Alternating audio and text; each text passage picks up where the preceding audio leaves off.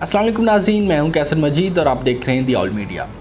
नाज़रीन, पाकिस्तान और हिंदुस्तान के दरमियान सरहदी तनाज़ात के अलावा और भी बहुत से तनाज़ात हैं। उन्हीं में से एक तनाज़ा आमों के ऊपर है। जी हाँ, फलों के बादशाह आम का। नाज़रीन, किस्सा कुछ यूँ है कि हिंदुस्तान में रहने वाले लोग ये दावा करते हैं कि उनके यहाँ पैदा होने वाले आम लज़्ज़त और जायका में दुनिया में सबसे अलग और जुदा है, जबकि पाकिस्तानी यानी हमारा जो दावा है वो ये है कि पाकिस्तान में जो आम पैदा होता है उस जैसा खुश जायका और लज़्ज़त से भरपूर आम दुनिया में कहीं और पैदा नहीं होता। अब ये जो तनाज़ा है आम का, ये शिद्दत अख्तियार कर चुका है। अच्छा, जायके के अलावा आमों की वैराइटीज़ के ऊपर भी तनाज़ा पाकिस्तान और हिंदुस्तान के दरमियान पाया जाता है।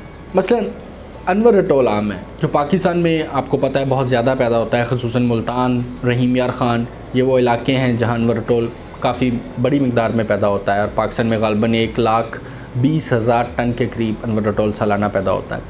अब अनवर रटोल के बारे में हिंदुस्तान में रहने वाले लोगों का मौक़िफ़ है कि अनवर रटोल की वैरायटी हिंदुस्तान की है, जबकि पाकिस्तानियों का मौक़िफ़ ये है कि अनवर रटोल पाकिस्तान का आम है, ये पाकिस्तान में पैदा हुआ और पाकिस्तान की वैरायटी है।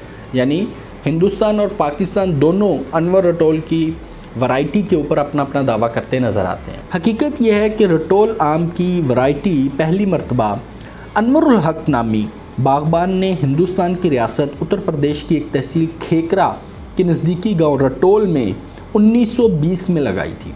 आज़ादी के बाद अनवरुल हक हिजरत करके पाकिस्तान पंजाब के शहर मुल्तान के नज़दीक आकर आबाद हुआ और वहाँ अनवर रटोल का बाग लगाया।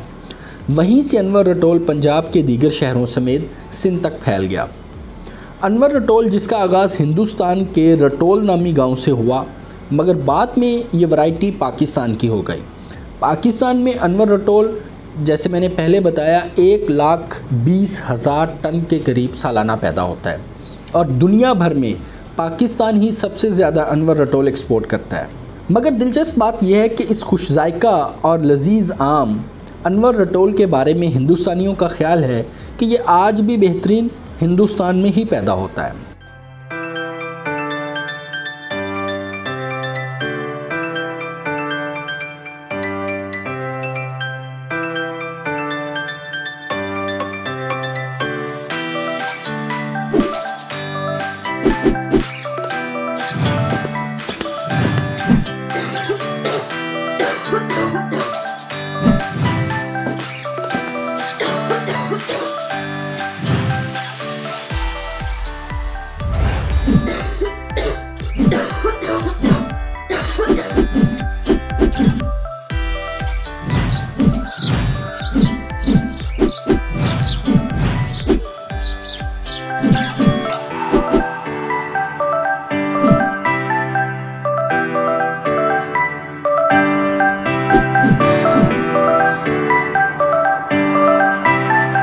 नाज़रीन, अनवर रटोल आम के हवाले से मैं एक दिलचस्प वाक़या आपको सुनाता चलूँ कि 1981 में उस वक्त के पाकिस्तान के सदर ज़ियाउल हक साहब ने हिंदुस्तान की उस वक्त की वज़ीर आज़म इंदिरा गांधी को अनवर रटोल आम तोहफ़ा में भेजे। इंदिरा गांधी ने वो आम खाए और उन्हें इंतहाई पसंद आए। उन्होंने आमों की तारीफ़ यानी पाकिस्तानी अनवर रटोल आमों की तारीफ़ अपने एक बयान में की। उनका बयान यानी आमों की तारीफ़ अगले दिन हिंदुस्तानी अखबारात की शह सुर्खियों का हिस्सा बना। जब हिंदुस्तान की आवाम को पता चला तो उन्होंने एहतजाज शुरू कर दिया और एहतजाजन हिंदुस्तानी अनवर रटोल आमों की पेटियाँ लेकर वो वज़ीर आज़म हाउस के सामने धरना देकर बैठ गए।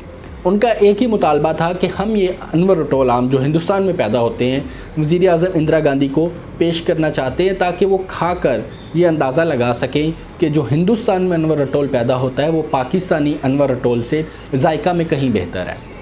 नाज़रीन, इससे आप अंदाज़ा लगा सकते हैं कि पाकिस्तानियों और हिंदुस्तानियों के दरमियान आमों को लेकर किस कदर एक कह लें खुशफहमी पाई जाती है कि हिंदुस्तानी समझते हैं कि उनके यहाँ पैदा होने वाले आम लज़्ज़त और जायका के अतबार से ज़्यादा बेहतर है और पाकिस्तानी समझते हैं कि हमारे यहाँ पैदा होने वाले आम लज़्ज़त और जायका में कोई सानी नहीं रखते।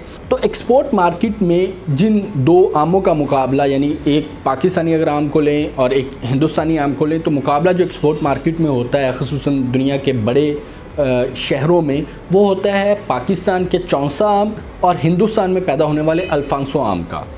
नाज़रीन, अब लंदन में रहने वाले लोग बखूबी जानते हैं, लंदन में रहने वाले हमारे पाकिस्तानी भाई और हिंदुस्तानी भाई बखूबी जानते हैं कि जब आम का सीज़न होता है तो वहाँ पर अल्फांसो और चौसा आम कसरत में फ़रोख्त के लिए पेश किया जाता है। लेकिन ये जानकर आपको हैरानी होगी कि चौसा आम की फ़रोख्त लंदन में सीज़न में अल्फांसो आम से 50 से 60% ज़ायद होती है। यानी चौसा आम हर सीज़न में अल्फांसो आम को फ़रोख्त के एतबार से बुरी तरह पीछे छोड़ता है।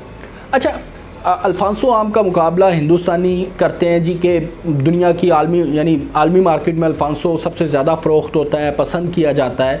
लेकिन यहाँ मैं आपको एक और बात बताता चलूँ कि इवन हिंदुस्तान में यानी इंडिया में ख़ुद इस बात के ऊपर तनाज़ा है कि अल्फांसो आम बेहतर है या नहीं बेहतर है। अब आपको मैं एक बात बताता चलूँ कि मगरबी जो हिंदुस्तान है, आप उसमें मुंबई ख़ुसूसी और मुंबई के इर्द गिर्द के इलाके, वहाँ पे अल्फांसो आम बहुत ज़्यादा पसंद किया जाता है। लेकिन अगर आप दिल्ली के लोगों को से पूछें, अगर आप लखनऊ के लोगों से पूछें, यानी आप इस एरिया के इवन पंजाब के लोगों से पूछें, तो अल्फांसो आम को ज़रा भी पसंद नहीं करते। उनके नज़दीक अल्फांसो आम बहुत ज़्यादा, हद से ज़्यादा मीठा है लेकिन कुछ जायका नहीं है।